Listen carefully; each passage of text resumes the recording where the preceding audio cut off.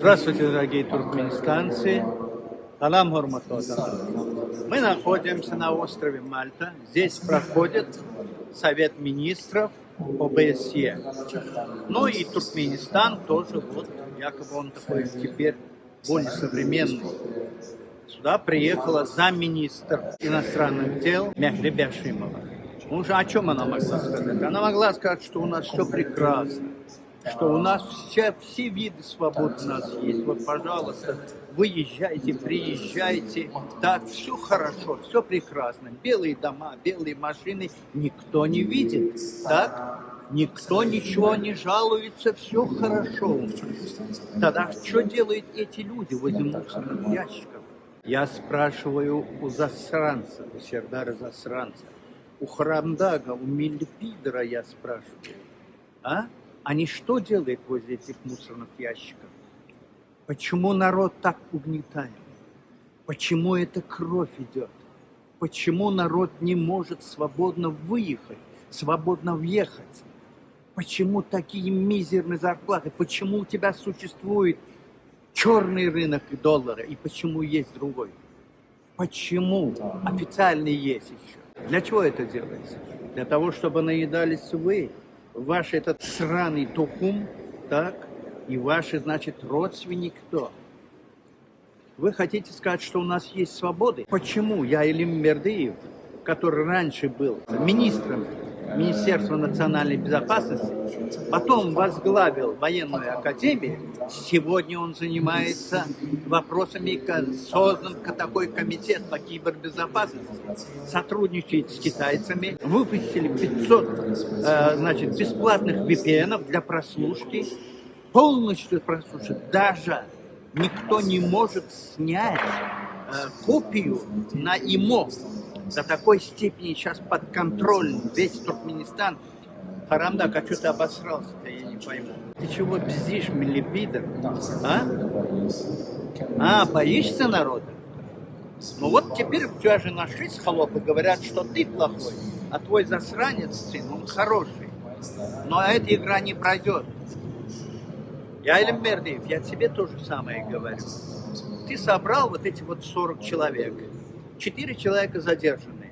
То ли они какие-то бывшие руководители, то ли они военные, это не имеет значения, но всех их обвиняют в том, что они являются источниками для инакомыслящего пространства за рубежом. Этих 40 человек, которых ты собираешь, вы собрали для того, чтобы засылать в Турцию, вы собрали для того, чтобы засылать в Россию, в Европу и другие государства. Вы думаете, вы так остановите народ? Вы думаете, народ так и будет терпеть все время это? Теперь, значит, сказали, что вот нужно возместить ущерб Ельдекяризову, да, выплатить стоимость лошадей, нанесенного ущерба, да, в размере 7 миллиардов, и ты засылаешь людей, которые начинают говорить, да нет, он, вот значит, вот Сердар Бердымухамедов, если ты нас не спасешь, вот, если ты сам не решишь этот вопрос, больше не говори. Но таких вот молодых вот изощренцев, так, либо это безумный человек изначально, так, сам ничего не стоит. Либо у него с головой плохо, это не важно, но это единичный человек. Но вы, как руководители государства, кстати, хочу вспомнить эту драную лису, Рашид Мередов. Ты не думай, что это все так пройдет. Не рассчитывай, что так благостно все закончится. То, что терпел народ, будут терпеть теперь и ты, и твои потомки. И ты, который приехал сюда, думая об этом, ты только начала. За эти кровавые дни народу Туркменистана отвечать будут все. Не только этот Миллипидер Харамдак, не только Сердар засранец, Еген и так далее. Вы тоже все в этом замешаны. И все вы будете отвечать за это. Кстати, я Илим Мердыев, это же твой родственник, двоюродный брат там, или кто там, он по отцу или по кому. А, Гуга Холоп. Вы же все вот так вот замешаны, все, а? Называется это олигархат, когда родственные связи и финансовые связи объясняются. Это и есть олигархат. Вот он, туркменский олигархат. И Баратов, который работает в Ваше Тепло, это тоже твой родственник. Уже сколько он, 10 или 20 лет работает. Вы же оттуда, из Бами, а?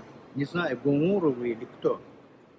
Вот так вот проходят вот это вот щупальцы этого осьминога, который охватил страну и присвоил, вот так вот они распространяются. Народ имеет право. Халкın hakkı var. Adam yolu, adam yolu, aklına neyma, aklına neyma.